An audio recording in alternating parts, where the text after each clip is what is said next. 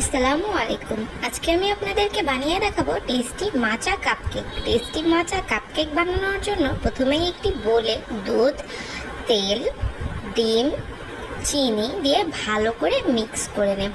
এবার আমি শুকনো উপকরণগুলো দিয়ে দেব। ময়দা, গুঁড়ো দুধ, কোকোয়া পাউডার ও কর্নফ্লাওয়ার ছেঁকে নিয়ে এটিকে একটি ব্যাটার তৈরি করে নেব। এবার এই ব্যাটারের মধ্যে কিছু চকলেট চিপস দিয়ে কাপকেক মোল্ডের মধ্যে দিয়ে দেব, কিছুক্ষণ বেক হতে দেব। এবার অন্য একটি বোলে কিছু ক্রিমের মধ্যে চিনি দিয়ে হ্যান্ড বিটার দিয়ে বিট করে মাচা পেস্ট দিয়ে বিট করে নেব। এবার কাপকেকগুলো হয়ে এলে কাপকেকটি ওপর থেকে কিছুটা পরিমাণ কেটে নিয়ে উপরে মাচা ক্রিমটি দিয়ে দেব।